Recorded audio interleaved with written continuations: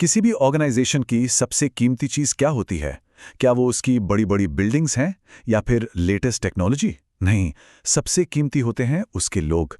तो आज के इस विश्लेषण में हम ट्रेनिंग और डेवलपमेंट की ताकत को समझेंगे, वो चाबी जो किसी भी ऑर्गेनाइजेशन के लोगों की असली क्षमता को अनलॉक करती है। इन्फोसिस के नारायण मूर्ति की ये बात एकदम पते की है। ये बिल्कुल साफ बताती है कि कंपनियां अपने लोगों पर क्यों इन्वेस्ट करती हैं। वो उन्हें सिर्फ एक रिसोर्स नहीं बल्कि एक वैल्यूएबल एसेट मानती हैं, एक ऐसी संपत्ति जिसे संभालना, सहेजना और आगे बढ़ाना बेहद जरूरी है। तो सवाल यह है कि आखिर ये किया कैसे जाता है? देखिए, सीधे सीधे शब्दों में कहें तो ट्रेनिंग और डेवलपमेंट एक प्लान्ड एफर्ट है। इसका मकसद होता है एम्प्लॉयज़ की स्किल्स, नॉलेज और एबिलिटीज़ को बढ़ाना, ताकि वो न सिर्फ अपना मौजूदा काम बेहतर तरीके से कर पाएं बल्कि अपने करियर में भी ग्रो कर सकें।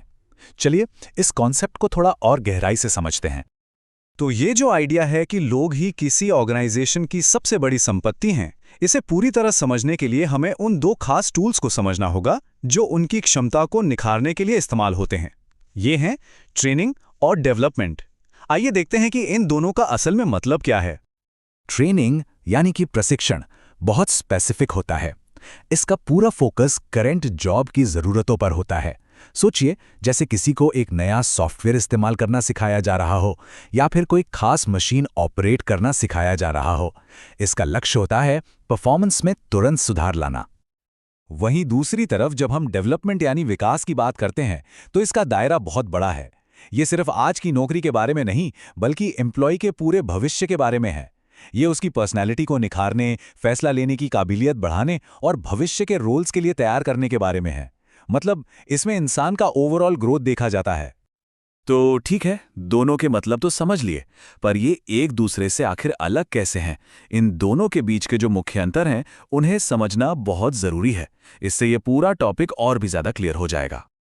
ये फर्क तीन मेन एरिया में सबसे साफ दिखता है।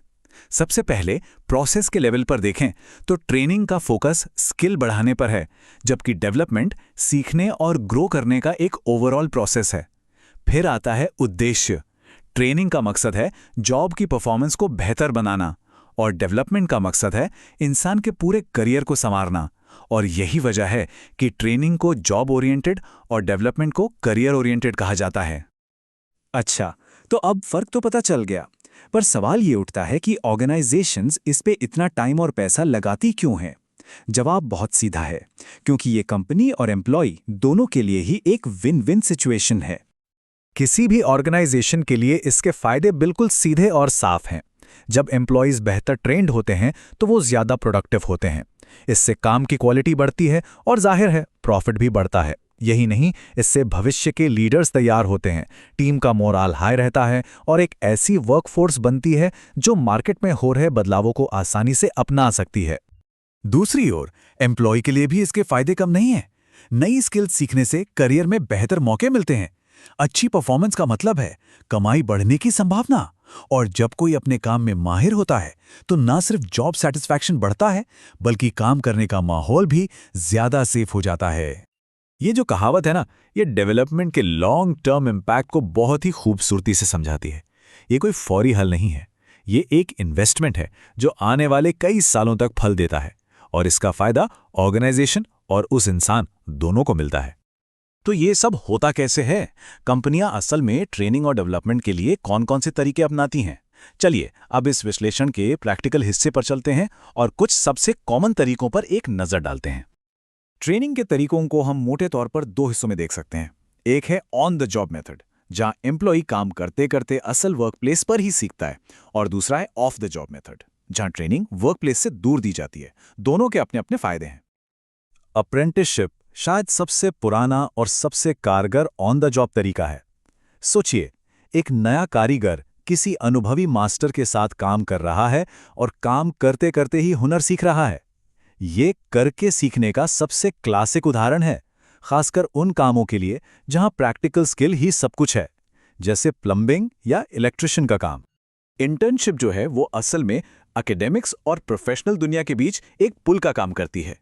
ये स्टूडेंट्स को मौका देती है कि वो अपनी किताबी नॉलेज को असल दुनिया के काम में लगा कर देखें।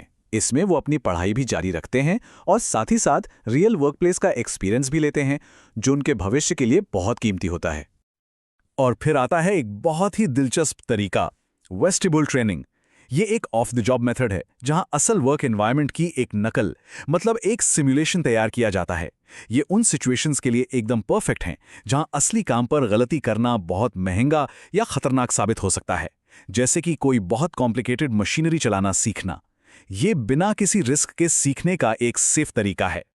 तो कुल मिला के बात यह है कि कोई एक तरीका हर किसी के लिए फिट नहीं बैठता। अप्रेंटिसशिप चुनना है, इंटर्नशिप करवानी है या वेस्टिब्यूल ट्रेनिंग देनी है, ये इस बात पर डिपेंड करता है कि क्या सिखाना है, किसे सिखाना है और सीखने के लिए सबसे अच्छा माहौल कौन सा रहेगा।